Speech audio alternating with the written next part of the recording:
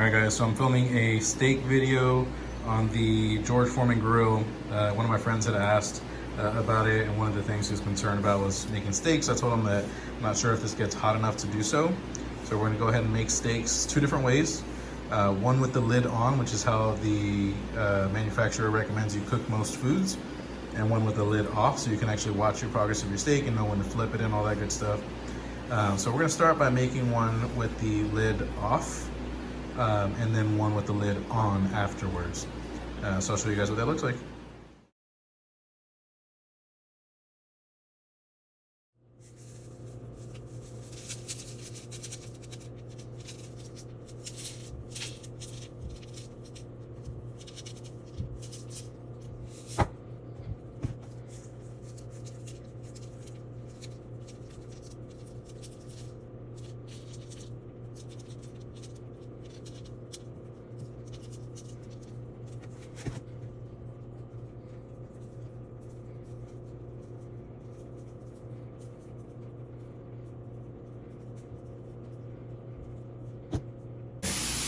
So you can hear that sizzle, see that smoke coming. Now, there's a little bit of smoke on that, not terribly bad. So if you're in an apartment, just keep that in mind. I have this fan going over here to kind of push the air out of here because there's a couple of sprinklers up here I don't want to set off. But, ooh, smelling real good. Check it out. This is salt, pepper, and garlic powder on there. This is a 1 pound, about 1.5 inch prime ribeye. See how it goes. So I went ahead and gave it about 6 minutes on that one side. This is the sear so far. On the lines here, kind of makes like a weird crust, but you know, we'll see. Probably just all flavor. We'll see how that tastes. I went ahead and flipped that. Threw some corn down too, so start cooking that up. I think by the time the second steak is done, we'll have this corn ready. One thing that I like about this is you don't get a whole lot of residual heat. I can put my hand really close this way, but I don't feel the heat on my hand. So you know, I'm comfortable with moving this corn myself. I guess we'll see what that does as far as the cook quality, but pretty non-stick. So you know, everything kind of moves freely. But yeah, we'll see how this next side comes out. Time to take that steak out, guys. I'm gonna go ahead and just give it some time here. Woo! Wanting to fall apart on me here. Give it some time on the side. Get some of that fat rendered down a little bit.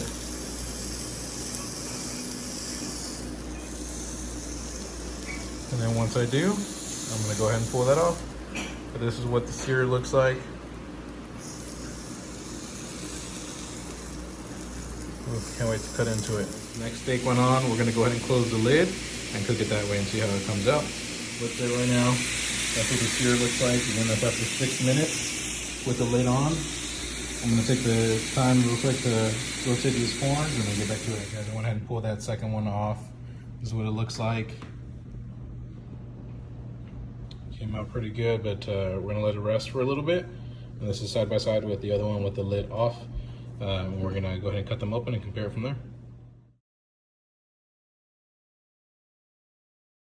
All right guys, so these steaks are rested. We're gonna go ahead and cut these open. This was a steak we did without the lid, and this is a steak we did with the lid. I'm going to guess that this one's gonna be a little more cooked than this one, but we'll see. We're gonna go ahead and cut this open. They were both cooked 6 minutes aside at the same temperature.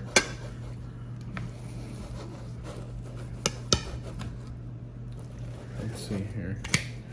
Okay, having a little trouble cutting it. Let's see. Ooh, that is a nice, beautiful pink there. Show you guys another piece here. Okay, it's a little more on the rare side than I typically take it, but that still looks good to me. I'll still eat that. Let's go ahead and cut the next one open. See how this one came out. This one feels a little more tender, actually. Okay, look at that. That one's a pretty pink right there. That one seems to cooked up definitely a little bit better. There's kind of a gray band on the outside, so that's where it's kind of cooking a little bit more. But look at how juicy it is. I'm gonna tilt this over. Look at all those juices that came down from the steak. Just dip your steak in that. You don't need any steak sauce. Let's see this one. This one doesn't seem to have as much juices. Maybe it's just me. Maybe it loses some juices whenever it's open like that. But check that out. That's a beautiful steak. So you be the judge. That's with the lid closed. This is with the lid open. Same time, same temperature. You tell me. Okay, now to just serve this up with some mashed potatoes and some corn. I'm gonna go ahead and pull it off here in a second. I'll show you a picture at the end. But that's gonna be it for this episode of Dirty Lou's Barbecues. Okay, so a friend had asked how easy it is to clean this type of grill because she was interested in it. So I wanted to quickly show how messy it is inside of there from the food that we just made, and then show you how easy it is to clean it. So basically get inside these grooves, give them a wipe, and you're good to go. Just make sure that it's cooled before you do this.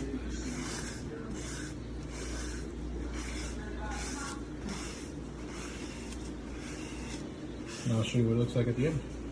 Just on this side. So I went ahead and brushed with just a paper towel all these grooves down, and I got all this gunk here. So basically I'm just gonna push it all down this hole here, and there's a little drip tray in there that catches all the fat drippings, and then also all this little excess residue here. And that's pretty much all you do.